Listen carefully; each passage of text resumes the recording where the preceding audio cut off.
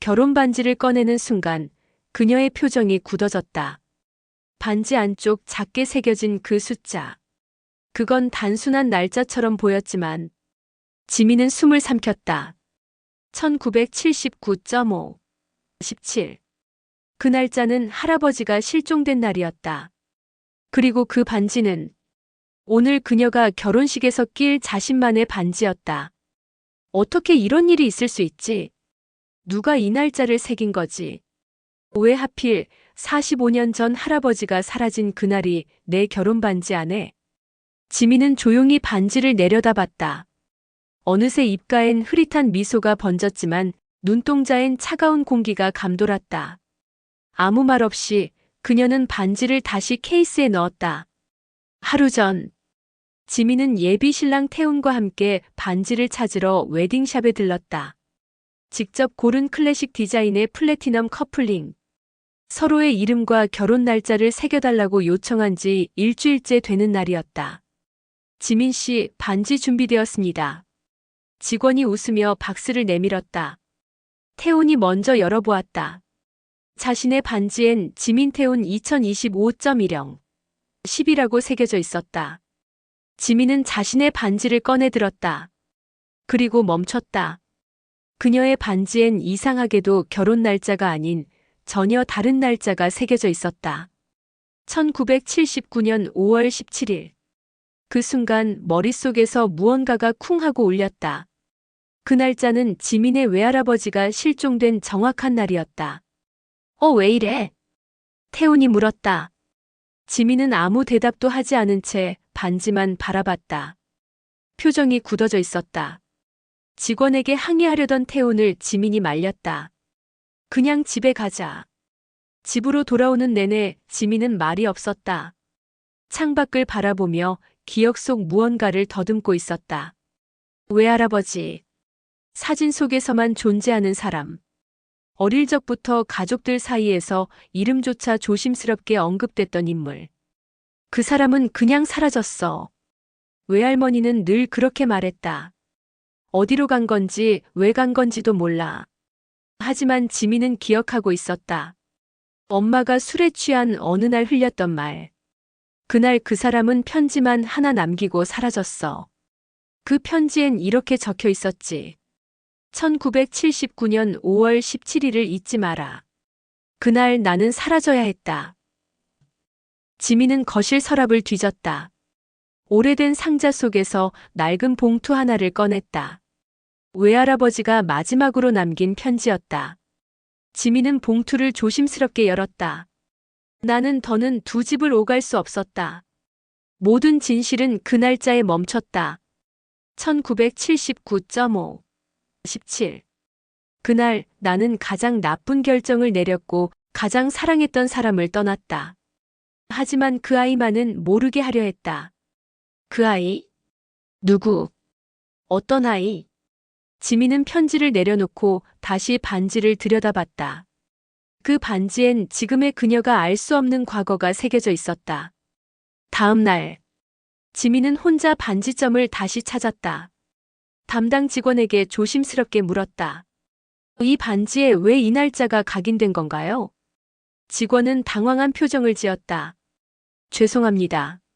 저희 실수일 수도 있습니다. 내부 확인을 해보겠습니다. 혹시 다른 고객 반지랑 바뀐 건 아니죠?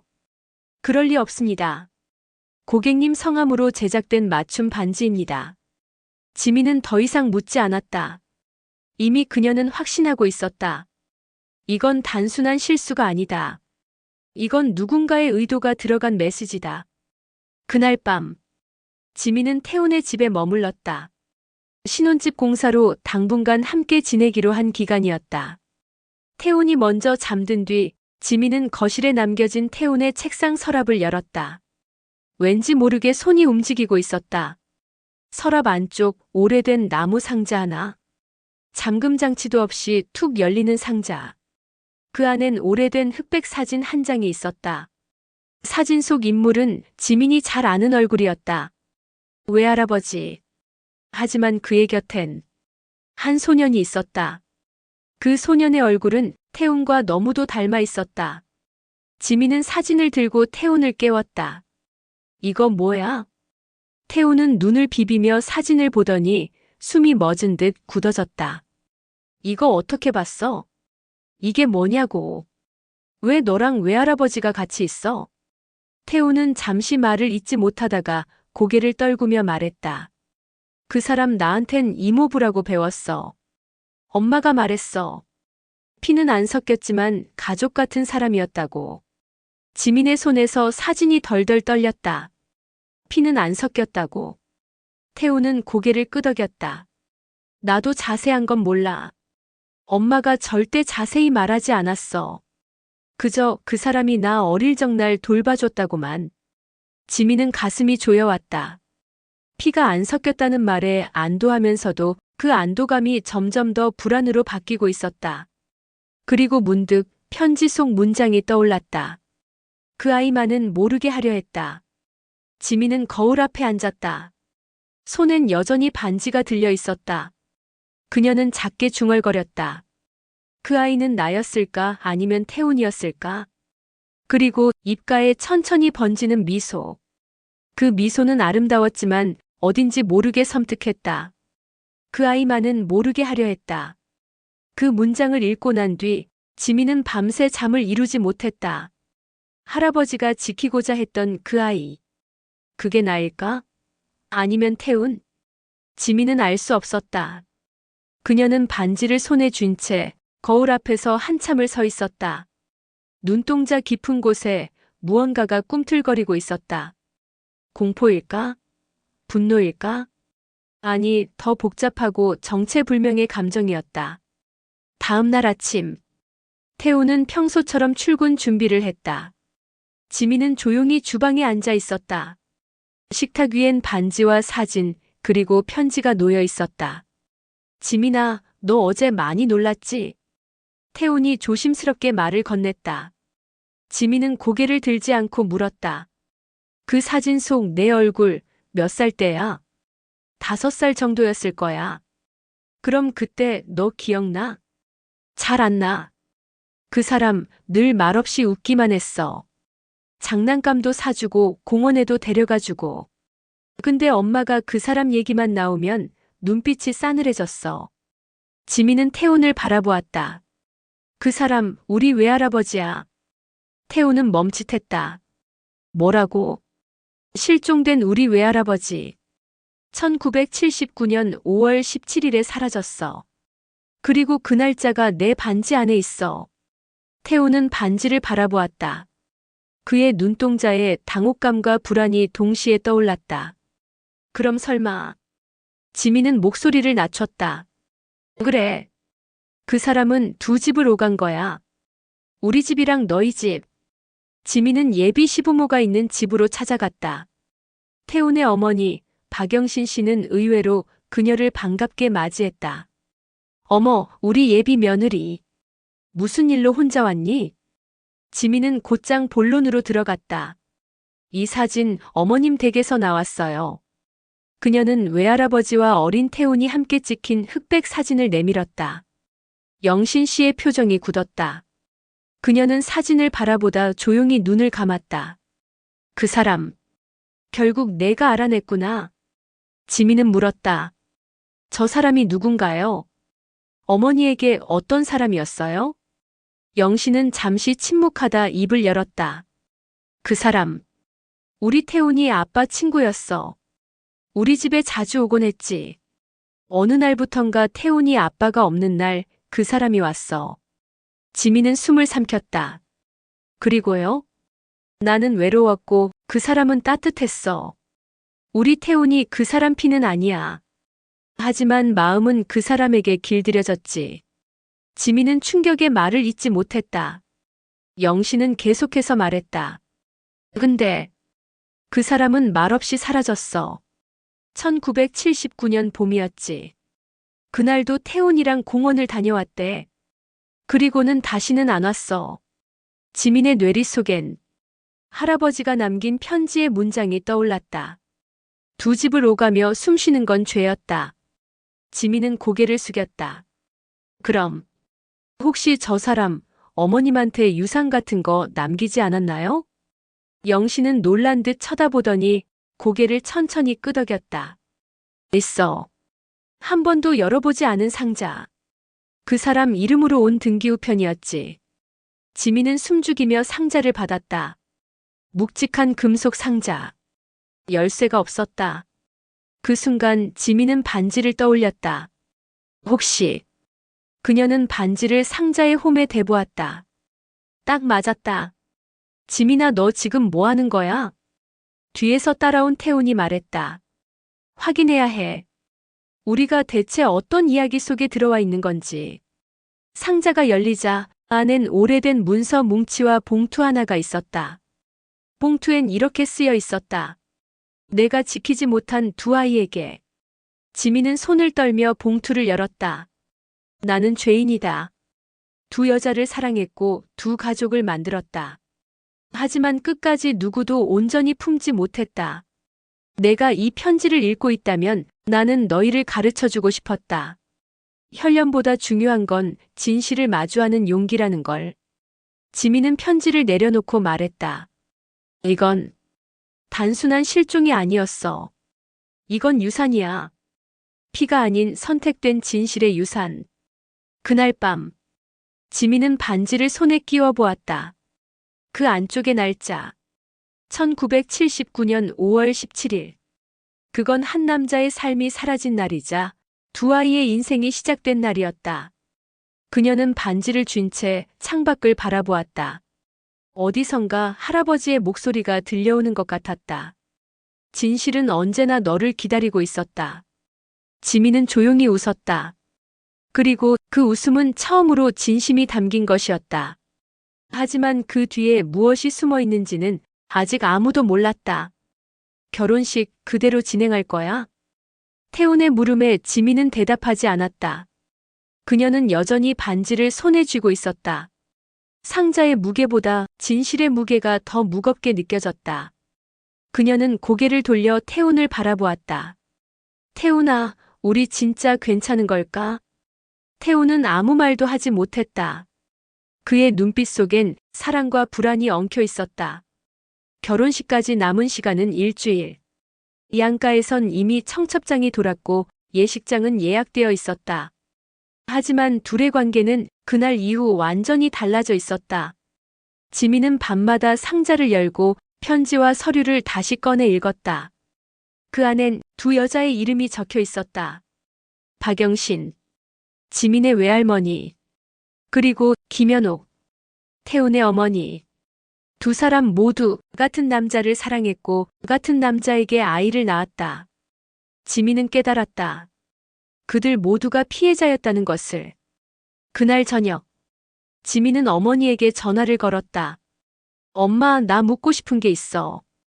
왜 그래, 딸? 할아버지, 그 사람 정말 아무 말 없이 사라진 거야? 엄마는 긴 침묵 끝에 말했다. 그날 아침 편지만 남기고 떠났어. 누구에게도 작별 인사 없이. 그 사람 두 집 살림했어. 뭐라고? 그리고 그중 한 명이 태훈이 엄마야. 수화기 너머에서 어머니의 숨소리가 거칠어졌다. 그게 사실이야? 편지에 다 있었어. 엄마도 몰랐던 거야? 나는 몰랐어. 그 사람이 그렇게까지 했을 줄은. 우린 결혼해도 될까? 그건 내가 정해야지. 다만 진실을 알았다고 해서 사랑이 사라지는 건 아니야. 며칠 뒤, 지민은 외할머니를 찾아갔다. 요양원 한쪽 해질 무렵. 할머니, 그날 왜 아무 말도 안 했어요? 외할머니는 미소 지으며 말했다. 너까지 아플까봐 그랬지. 내가 짊어졌던 고통을 너는 모르게 하고 싶었어. 근데 그 사람 날 지켜보고 있었던 것 같아요. 응. 편지에 그랬어요. 그 아이만은 모르게 하려 했다. 그 아이가 저일지도 몰라요. 외할머니는 한참을 말없이 창밖을 바라보다가 작게 고개를 끄덕였다. 그 사람은 끝까지 나쁜 사람이면서도 끝까지 너만은 지키고 싶어 했던 것 같아. 지민의 눈가가 붉어졌다. 그녀는 조용히 손을 뻗어 외할머니의 주름진 손을 꼭 잡았다. 결혼식 전날. 지민은 혼자 예식장을 찾았다. 본식 리허설이 끝나고 아무도 없는 본당 안. 지민은 천천히 단상에 올라 신부 입장곡을 마음속으로 흥얼거렸다. 그리고 반지를 꺼내 들었다. 빛이 없는 공간에서 그 각인된 날짜는 더 선명하게 빛나고 있었다. 그녀는 중얼거렸다. 왜 하필 이 반지에? 왜 이 날짜에? 그녀는 결혼식 드레스를 입은 채 카펫 중앙에 앉았다. 무릎을 끌어안고 눈을 감았다. 누군가 말없이 다가왔다. 태훈이었다. 여기 있었구나. 지민은 눈을 떴다. 내일 결혼해야 할까? 태훈은 잠시 머뭇거리다 말했다. 진실은 바뀌지 않아. 하지만 우린 선택할 수 있어. 이 진실을 끌어안고 살지, 아니면 벗어나서 살지. 지민은 대답 대신 그의 손을 잡았다. 결혼식 당일. 하객들 앞에 선 두 사람은 세상에서 가장 평범한 신랑 신부처럼 보였다. 하지만 그들의 눈빛엔 세상 누구도 알 수 없는 거대한 비밀이 깃들어 있었다. 신부 입장. 음악이 흐르고 지민은 천천히 걸었다. 발걸음마다 떠오르는 장면들. 편지, 사진, 상자, 각인된 날짜, 그리고 할아버지. 그녀는 단상 위에 섰다. 주례가 묻는다. 두 분 서로를 남은 생 동안 사랑하겠습니까? 지민이 먼저 대답했다. 예.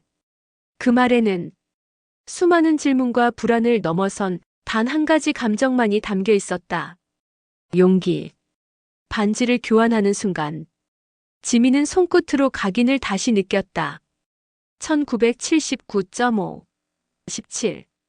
그 숫자는 이제 누군가의 과거가 아니라 자신의 운명 속 일부가 되었다. 그녀는 웃었다. 진심인지 위장된 평온인지 누구도 알 수 없는 그 미소. 단 한 사람을 제외하곤 그녀 자신만은 그 미소의 의미를 정확히 알고 있었다. 결혼식이 끝난 다음 날, 그 누구도 예상하지 못한 일이 벌어졌다.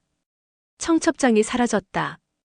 예식장에서 배포했던 모든 청첩장 일부가 누락됐고 지민과 태훈의 집으로 따로 보낸 청첩장 묶음도 감쪽같이 사라져 있었다. 지민은 의아했다. 이런 일이 어떻게 가능하지? 태훈은 대수롭지 않게 넘겼다. 택배 누락이겠지. 결혼식도 끝났으니까 괜찮아. 하지만 지민은 그때부터 불안했다. 며칠 뒤, 지민 앞으로 낯선 소포 하나가 도착했다. 보내는 사람은 없었다. 도착지 주소만 301호라고 적혀 있었다. 지민은 상자를 조심스럽게 열었다. 안엔 누렇게 바랜 편지 한 통과 함께 자신이 디자인했던 청첩장이 있었다. 그런데 그 청첩장은 원본과 달랐다. 지민 태훈이라고 적힌 이름 옆에 작은 손글씨가 하나 추가되어 있었다. 지켜야 할 진실이 있다면 묻지 말아야 할 진실도 있다. 지민은 손을 떨며 편지를 꺼냈다. 편지는 누군가 직접 쓴 듯한 투박한 글씨체였다. 나는 지금도 너를 보고 있다. 결혼이라는 이름으로 너는 과거를 덮었다. 하지만 모든 선택에는 대가가 따른다. 각인된 반지를 벗을 수 없다면 그 무게를 기억해라. 지민은 숨이 막혔다. 누구지 누가 나를 보고 있다는 거야? 그녀는 반사적으로 벽시계를 바라봤다. 그 시계는 멈춰 있었다. 정확히 오전 11시 47분. 그건 결혼식이 시작된 시각이었다. 그날 밤, 태훈이 퇴근하자 지민은 그에게 편지를 내밀었다. 이거 오늘 우리 집에 도착한 거야. 태훈은 편지를 읽고 얼굴이 굳었다. 누군지 짐작 가는 사람 있어? 지민은 고개를 저었다. 난 아무도 몰라. 301호라고만 적혀 있었어. 우리 아파트에는 301호가 없어. 태훈은 한참 동안 편지를 바라보다 입을 열었다. 내가 어릴 때 살던 동네. 거기 301호가 있었어. 지금은 철거됐지만 그곳에서 난 그 사람과 살았었어. 지민의 눈이 커졌다. 그 사람? 누구? 그 남자. 엄마가 절대 이름을 말하지 않았던 사람. 그 사람, 우리를 떠난 바로 그 사람. 지민은 가슴을 움켜쥐었다. 결혼을 했는데 왜 계속 과거에 갇혀있는 느낌일까? 편지는 단순한 경고일까? 아니면 누군가의 복수? 지민은 결심했다. 301호. 그곳을 찾아가 보기로. 다음 날, 지민은 태훈과 함께 그 옛 동네를 찾았다. 재개발로 폐허처럼 변한 골목. 담벼락엔 낡은 전단지들이 찢겨져 붙어 있었다. 그 골목 끝, 허물어질 듯한 건물 하나. 벽돌로 301이라 적힌 숫자만 간신히 남아 있었다. 지민은 낡은 철문을 열고 안으로 들어갔다. 먼지 쌓인 바닥, 깨진 창문, 그리고 벽에 걸려있던 사진 액자. 그 속엔 지민의 어릴 적 모습과 지금은 돌아가신 외할머니의 모습이 있었다. 이건 우리 집 사진인데? 태우는 옆에 있던 책상 서랍을 열었다. 그 안에는 또 다른 봉투가 있었다. 편지 위엔 이렇게 쓰여 있었다. 지민에게, 그리고 태훈에게. 지민은 봉투를 열었다. 이 집은 너희가 다시 돌아올 곳이 아니다. 하지만 기억해라. 여긴 내가 처음으로 이름을 배운 곳이고 너희 둘이 처음으로 손을 잡았던 곳이다. 지민은 혼란스러웠다. 손을 잡았다고. 태우는 기억을 더듬었다. 어릴 적 나한테 지민이라는 친구가 있었어. 난 기억이 잘 안 나는데 늘 내 손을 잡고 다니던 여자아이. 어릴 적 사진도 있었던 것 같은데. 지민은 가슴이 쿵 내려앉았다. 나도 그런 기억이 있어. 어린 시절 아주 잠깐 어떤 남자아이랑 계단에서 놀았던 기억. 두 사람은 벽장 안을 뒤졌다. 그 안에서 앨범 하나가 나왔다. 사진을 넘기자 어린 시절의 지민과 태훈이 나란히 웃고 있었다. 지민은 속삭였다. 이게 우연일 리가 없어. 태훈이 말했다. 우리 이미 어릴 적에 만난 적 있었던 거야. 그 순간 지민의 손에서 반지가 떨어졌다. 바닥에 떨어진 반지는 어딘가 쨍하고 울리는 소리를 냈다. 그건 마치 무언가가 끝났다는 신호 같았다. 혹은 무언가가 이제야 시작된다는 소리. 지민은 고개를 숙였다. 그럼 우리 관계는 운명인 걸까? 아니면 누군가 짜놓은 퍼즐이었을까? 태우는 그녀의 어깨를 감싸 안았다. 어느 쪽이든 이제 우리가 선택해야 해. 그날 밤 지민은 결혼 반지를 다시 손에 끼워 보았다. 차갑고 묵직한 금속. 그리고 그 안에 새겨진 날짜. 그 숫자는 여전히 말이 없었다. 하지만 지민은 알 수 있었다. 그 안에 담긴 이야기가 얼마나 복잡하고 끈질긴 것이었는지. 그녀는 천천히 웃었다.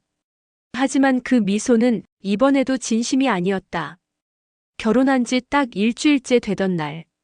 지민 앞으로 또 하나의 소포가 도착했다. 이번엔 송장도 없었다. 보내는 사람도 받는 사람도 없이. 문 앞에 그냥 놓여 있었다.